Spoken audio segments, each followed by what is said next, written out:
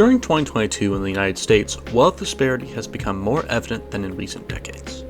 The World Sociological Report of 2020 details that the richest 1% of the population are the big winners in the changing global economy, increasing their share of income between 1990 and 2015, while at the other end of the scale, the bottom 40% earn less than a quarter of income in all countries surveyed. As the country becomes more and more advanced in technology, medicine, and energy, it is important to develop policy and implement new ideas to help those who don't have access to these new innovations. Living under the poverty line limits access to education, food, and housing. Being poor limits the impoverished from essential resources. Education in the United States lacks equity between wealthy and poor schools, and government policy lacks changes that will allow the impoverished to escape the poverty trap. Although some programs are in place now to decrease wealth inequality, local, state, and federal policymakers need to make many drastic changes in order to stop the poverty cycle. Education is one of the many ways that can curb wealth inequality. However, accessibility is the real issue when it comes to becoming educated. Wealth ties heavily into the ability to have an education. In 2018, Fabian Pfeffer, an associate professor in the Department of Sociology at the University of Michigan, stated, "Family wealth is related to a range of important outcomes, including children's education. Researchers have documented independent associations between family net worth and children's early test scores, total years of school completed, and each level of educational attainment." It is important to notice the effect that education can have on someone's life, especially at an earlier age. Here's an excerpt from Todd Walker, an expert in the field of economics and an assistant professor at Indiana University. So think about children in the households of people who are impoverished. They usually don't have the same educational resources. And so education, we know, is a great way of getting out of this poverty trap, but it has to start at a young age. So one of the programs that has been proven to be successful is Head Start programs that get kids who are 3, 4, 5 years old into education and give them a head start and then provide educational resources for those individuals. Extra funding into low-income districts' education is essential to improving the economic standings of the most poor Americans. In fact, Bruce Baker, a professor of education at Rutgers University, states, "Schooling resources that cost money are positively associated with student outcomes.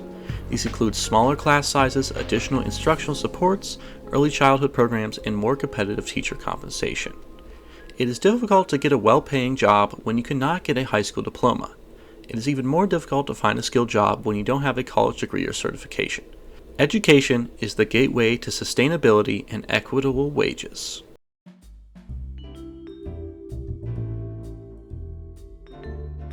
Previous taxing systems have had little effect on the wealthiest in our country.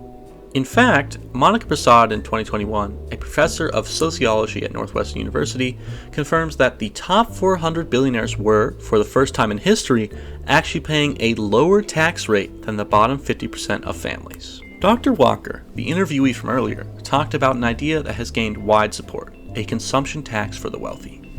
This would be a tax on luxury goods like yachts, expensive cars, and houses. He states, "In this country, there is no tax on wealth, but a tax on income. Income is generated through labor, and it is really an inefficient system through the taxing of wealth because you want people to work." Taxing consumption not only removes some taxation on the incomes of American people, but it is more difficult for the wealthy to hide their money. In order to gauge the opinion of adult taxpayers on luxury tax and government aid, I surveyed 23 adults in Ohio. All were above the age of 25, but the age ranges varied from 26 to 74.